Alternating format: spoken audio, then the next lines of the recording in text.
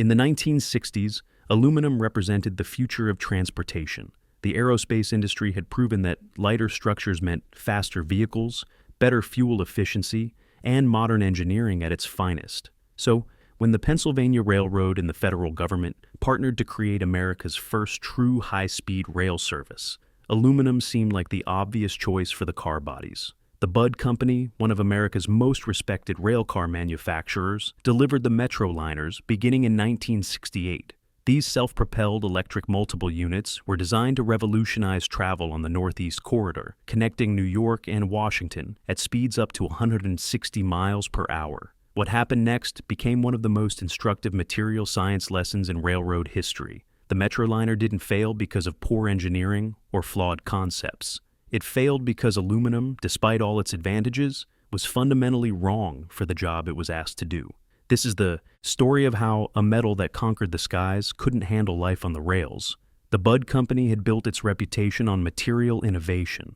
In the 1930s, they pioneered the use of stainless steel in railcar construction, developing the shot welding process that allowed them to join stainless steel sheets without compromising corrosion resistance.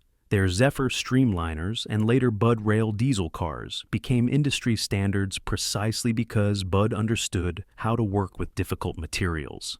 By the 1960s, Budd had decades of experience pushing the boundaries of railcar construction. They had built lightweight stainless steel cars for commuter railroads across the country. They had developed the SPV 2000 and various experimental vehicles. When the High-Speed Ground Transportation Act of 1965 provided federal funding for advanced rail development, Budd saw an opportunity to apply aerospace thinking to railroad equipment. The logic seemed sound. Aircraft had proven that. Aluminum could create strong, lightweight structures capable of withstanding tremendous stresses. Weight reduction in rail vehicles would theoretically provide multiple benefits: faster acceleration, higher top speeds, reduced energy consumption, and less wear on track and infrastructure. The numbers were compelling. Aluminum weighs roughly 1/3 as much as steel for equivalent volume. An aluminum car body could theoretically save tens of thousands of pounds per car. With the Metroliner's powerful traction motors, that weight savings would translate directly into performance. European railroads were also experimenting with lightweight designs. The Japanese Shinkansen, which began service in 1964, demonstrated that high-speed rail was technically feasible. American engineers believed they could achieve similar results on the Northeast Corridor. There was also pressure from the federal government and the Pennsylvania Railroad to deliver something genuinely revolutionary. The Metroliner project wasn't just about building a faster train. It was about proving that American railroads could compete with airlines for premium passenger traffic. That required making a statement, and aluminum was the statement material of the aerospace age. What the designers didn't fully appreciate was how fundamentally different railroad service was from aviation. An aircraft operates in a controlled environment, smooth air at cruise altitude, carefully maintained runways for takeoff and landing, and relatively predictable stress cycles. A railroad car operates in chaos. Before we continue, if you think our content is unique and informative, please leave a like and subscribe. It really helps support the channel. Also, make sure to share the video with other train fanatics out there. The Northeast Corridor in the late 1960s was not a precision-engineered high-speed railway. It was aging infrastructure built primarily in the 19th century, maintained to varying standards by a railroad that was sliding toward bankruptcy. The Pennsylvania Railroad had been America's largest and most prestigious railroad for decades, but by the 1960s, it was hemorrhaging money. Deferred maintenance was endemic. The track between New York and Washington included sections dating back to the 1880s, with rail joints, imperfect geometry, and alignment issues that had accumulated over decades. The Metroliners were designed to operate at 160 miles per hour on this infrastructure. In practice, speed restrictions, slow orders, and track conditions meant the trains rarely sustained those speeds for long. But even at the speeds they did achieve, the cars experienced punishment that no aircraft would ever encounter. Consider what happens to a rail car in normal service. Every rail joint transmits a shock through the wheels into the truck, up through the bolster, and into the car body. At high speed, these impacts come in rapid succession. The car also experiences lateral forces as it negotiates curves, vertical forces as it crosses uneven track, and twisting forces as one side of the car encounters different track conditions than the other. The Northeast Corridor's mix of traffic compounded these problems. Passenger trains shared tracks with heavy freight consists. The track structure that supported coal trains and intermodal containers had different characteristics than dedicated passenger railway. The Metroliners encountered variations in track stiffness, rail wear patterns, and geometry that created constantly changing stress conditions. Then there was the electrical environment. The Metroliners were electric multiple units, drawing power from overhead catenary at 11,000 volts AC. Each car carried traction motors, transformers, rectifiers, and associated electrical equipment. The cars generated and dissipated enormous amounts of heat. They experienced electrical transients as pantographs crossed gaps in the catenary. They operated through tunnels where ventilation was limited and through open sections where temperature extremes ranged from below 0 to above 100 degrees Fahrenheit. This operating environment would have challenged any design. For aluminum, it created problems that grew worse with every mile traveled. The fundamental issue with aluminum in railroad service comes down to a concept called fatigue behavior. All metals weaken when subjected to repeated stress cycles, but different metals respond to cyclic loading in fundamentally different ways. Steel has what materials scientists call an endurance limit. Below a certain stress level, steel can theoretically endure an infinite number of stress cycles without developing fatigue damage. As long as the stresses stay below that threshold, the material remains sound indefinitely. Aluminum has no such limit. Every stress cycle, no matter how small, causes some amount of damage. The damage accumulates over time. Eventually, microscopic cracks form. Those cracks grow, with continued cycling until they reach critical size and the structure fails. This characteristic is manageable in aircraft because designers know approximately how many flight cycles an airframe will experience in its service life. Airlines track cycles carefully and retire or refurbish aircraft according to strict schedules. The stresses are also relatively predictable. Pressurization cycles, landing loads, and turbulence follow understood patterns. Railroad service is different. A rail car might experience thousands of significant stress cycles in a single trip. The stresses are random and unpredictable. There's no way to count cycles accurately, and the accumulation of damage is invisible until cracks become detectable. The Metroliners began showing structural problems relatively early in their service lives. Cracks appeared around door frames, where the removal of material to create openings concentrated stresses. They appeared at equipment mounting points where heavy components like transformers and traction motors transferred loads into the car body. They appeared at corners, joints, and anywhere geometry created stress risers. The cracking pattern revealed another problem: thermal expansion mismatch. Aluminum expands and contracts with temperature changes at roughly twice the rate of steel. The Metroliners used aluminum car bodies, but many components, fasteners, and structural connections involved steel parts. As temperatures cycled through the seasons, and as electrical equipment heated and cooled during operation, the differential expansion worked joints loose and created additional stress concentrations. The cars didn't show obvious distress. They didn't bend or buckle dramatically. Instead, they accumulated invisible damage that progressively undermined structural integrity. Maintenance inspectors would find cracks that hadn't existed during the previous inspection. Repairs would hold for a while, then new cracks would appear nearby. This is the insidious nature of fatigue in aluminum. The material doesn't warn you. It doesn't deform noticeably before failure. It simply cracks, and those cracks grow until something breaks. The practical consequences of aluminum's behavior transformed the Metroliner fleet into a maintenance nightmare. Aluminum's electrical properties created problems that compounded the structural issues. Aluminum is an excellent conductor, but it forms a tenacious oxide layer when exposed to air. This oxide is non-conductive. Electrical connections to aluminum components would work perfectly when first assembled, then develop high resistance as oxide formed at contact surfaces. The Metroliners carried thousands of electrical connections.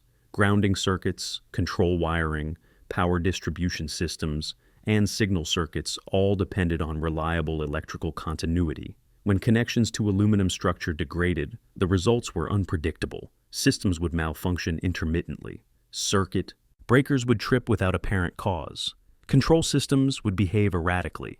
Maintenance crews called these problems electrical gremlins because they seemed to appear and disappear without pattern. A car would fail in service, get towed to the shop, and test perfectly. It would return to service and fail again.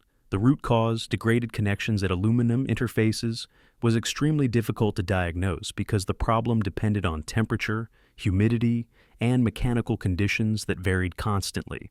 Corrosion added another layer of complexity. When dissimilar metals contact each other in the presence of moisture, galvanic corrosion occurs. The more reactive metal, typically aluminum in contact with steel or copper, corrodes preferentially. The Northeast Corridor environment, with its salt air near the coast and de-icing chemicals in winter, accelerated this process. Inspection requirements multiplied as the cars aged. Aluminum structure required different inspection techniques than steel. Cracks in aluminum are often harder to detect visually because the material doesn't rust or show obvious distress. Non-destructive testing methods like dye-penetrant inspection and eddy current testing became necessary, adding time and cost to maintenance cycles. The labor hours required to keep Metroliners in service climbed steadily. Cars that should have been earning revenue spent increasing time in shops. The fleet's availability rate declined. Amtrak, which inherited the Metroliners when it began operations in 1971, found itself unable to maintain reliable schedules, with equipment that required constant attention. Crews lost confidence in the equipment. Engineers and conductors reported problems that maintenance couldn't reproduce. Cars would be cleared for service, then fail en route. The unpredictability was perhaps worse than outright failures would have been. At least a car that clearly couldn't run would stay in the shop. A car that seemed fine but might fail at any moment created scheduling chaos. By the mid-1970s, Amtrak was already looking for alternatives. The Metroliner concept, high-speed electric multiple-unit service on the Northeast Corridor, remained valid, but the aluminum cars that were supposed to provide that service had become liabilities. The railroad industry's response to the Metroliner experience was a quiet retreat from aluminum in primary structure. When Amtrak ordered new equipment to supplement and eventually replace the Metroliners, it specified stainless steel construction. The Amfleet cars, delivered beginning in 1975, used Budd's proven stainless steel technology. They were heavier than equivalent aluminum cars would have been, but they offered predictable service life and straightforward maintenance. The Amfleet cars proved the point. Built to similar configurations as the Metroliners, operating on the same Northeast Corridor track, the stainless steel cars accumulated decades of service. Without the structural issues that plagued their aluminum predecessors, they were still running in the 2020s, more than 40 years after delivery. The distinction matters because it shows the problem wasn't the Metroliner's design concept or Budd's engineering. The problem was specifically the choice of aluminum for an application where fatigue life mattered more than weight savings. Later, high-speed designs worldwide confirmed this lesson. The French TGV, the German ICE, the Amtrak Acela all use steel or stainless steel in their primary structures. Where aluminum appears in modern trains, it's typically in non-structural applications or in vehicles designed for services with lower cycle accumulation. There are exceptions. Some transit systems use aluminum cars successfully in applications where service patterns create fewer stress cycles. Some modern high-speed trains use aluminum with sophisticated fatigue management programs. But these applications involve careful attention to the limitations of the material, not the optimistic assumption that aerospace success would transfer automatically to railroad service. The Metroliner experience also influenced how railroads think about material selection more broadly. Weight savings matter, but not at the expense of service reliability. Maintenance costs and availability rates factor into equipment decisions alongside performance specifications. A car that's 5% lighter but requires 30% more maintenance time isn't actually an improvement. The surviving Metroliner cars eventually underwent extensive rebuilding. Amtrak converted most of the fleet into non-powered cab cars and coaches, pairing them with AEM-7 locomotives for continued Northeast Corridor service. The conversions addressed some of the original design's problems while extending the useful life of cars that would otherwise have been retired. Even in this rebuilt form, the Metroliner car bodies carried the legacy of their aluminum. Construction. They required continued attention to structural integrity throughout their remaining service lives. The Budd Metroliner represents something more instructive than a simple failure. It demonstrates how materials that perform brilliantly in one application can fail in another, even when the application seems superficially similar. Aluminum didn't fail because it was weak. Aluminum alloys can be made very strong. The problem was that aluminum's specific characteristics, its fatigue behavior, its thermal expansion, its oxide formation, didn't match the demands of railroad service. Aircraft operate in a controlled environment with predictable stress patterns and limited service lives measured in decades and tens of thousands of cycles. Rail cars operate in a harsh environment with random stresses and expected service lives measured in millions of cycles over 40 or 50 years. The aerospace success story simply didn't translate. The lesson applies beyond railroads. Material selection must account for the specific conditions of the intended application. Laboratory properties and success in other fields don't guarantee suitability.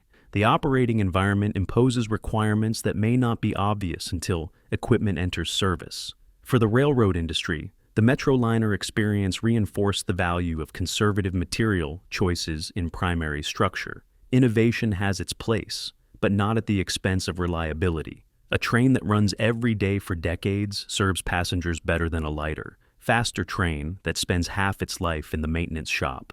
The Metroliner name lived on. Amtrak continued using Metroliner service as a brand for premium Northeast Corridor trains long after the original equipment was retired.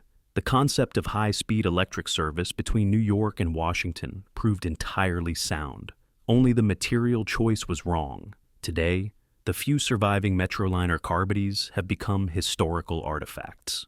They represent an ambitious attempt to bring aerospace technology to the railroad, an attempt that taught engineers important lessons about the limits of technology transfer. The Budd Metroliner didn't fail because aluminum was weak. It failed because aluminum never stopped accumulating damage from every mile, every vibration, every thermal cycle it experienced.